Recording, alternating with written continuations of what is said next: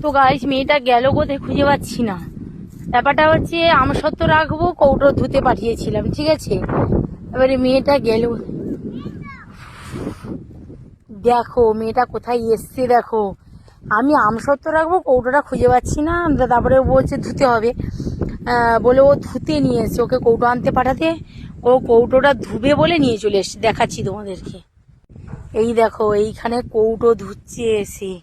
ওই কৌটোতে কিছু, আমার তো খেয়ালই ছিল না যে আমার আমসত্ত্ব রাখার ডিবেটা ধোয়া নি, মানে কাঁচের জারটা ধোয়া নি, আমার তো খেয়ালই নেই। আমি ওকে আনতে বলতে আমি ওখানে খাটছি, আর বাছানি দেখো পুকুর ঘাটে নিয়ে চলে এসছে কৌটো ধুতে। ভাবা যায় বলো? আমি ওয়েট করলাম, আমি কি ব্যাপার, কিছুক্ষণ দেখি না মেয়ে দেখা নেই। তারপরে যখন এসে দেখি, দেখো আমার ছোট মেয়ের কাণ্ড দেখো। আর আমাকে দেখতে পেয়ে বলছে হয়েছে হয়েছে, থাকো থাকো থাকো, মানে আমাকে আসতে বারণ করছে। সে একা ধোবে, দাও আমাকে দাও, আমি ধুয়ে নিচ্ছি, দাও। এটাতে আচার ছিল, তেল আচার ছিল, ওই ডিবেটা ধোয়া ছিল না, আমার তো একেবারে মনে নেই।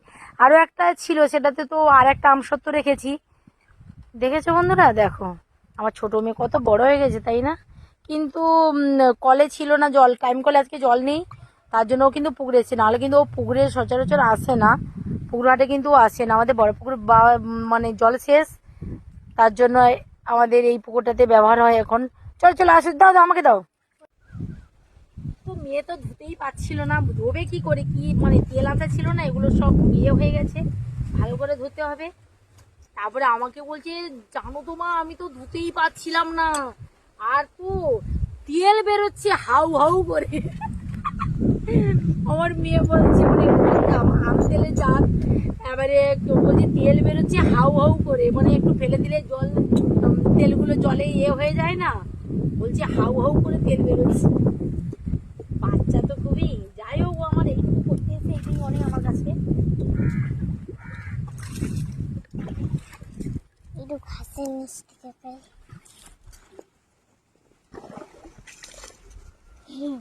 তুমি আছো উপরে, আমি করছি নিচে, এতে তোমাকেও দেখা যাচ্ছে। আমাকে দেখা যাচ্ছে। মেয়ে কিন্তু জার আনতে গেছিল, ঠিক আছে।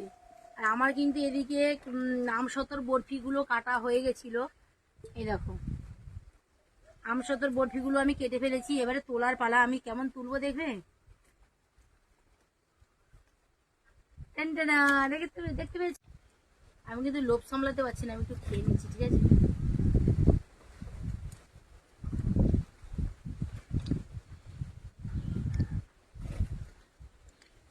ফাটাফাটি।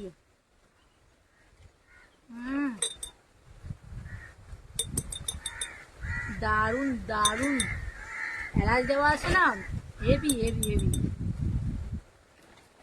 তোমাদেরকে আগের বারে একটা আমসত্ত্বর ভিডিও দিয়েছিলাম, ঠিক আছে। সেটা হচ্ছে এমনি এরকম বরফি আকারে করিনি, এমনি এ করেছিলাম, কি বলতো, এমনি রোদে দিয়ে তুলে রেখে দিয়েছিলাম।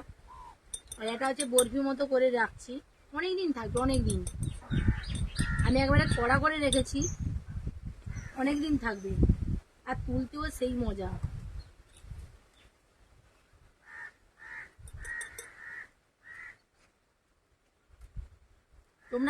তোমরা কি এইভাবে করো? তাহলে অবশ্যই করে বরফি পিস কাটো, কেটে থাকো, ঠিক আছে। অবশ্যই আমাকে কমেন্ট করে জানাবে। আর আমি কিন্তু এইভাবে কাটি, ঠিক আছে। অসাধারণ খেতে লাগে, জাস্ট তুলবে মুখে দেবে, এত ফ্লেভার, এত সুন্দর খেতে, জাস্ট বলার মতো না, বলার কিছু নেই এখানটায়। এটা একটু ছোট পিস হয়েছে, এই জন্য হয়ে গেছে। তাহলে চলো বন্ধুরা, আমি এইগুলোকে ঢোকাতে থাকি। আর আজকের ভিডিওটা কেমন লাগলো অবশ্যই কমেন্ট করে জানিও। টাটা।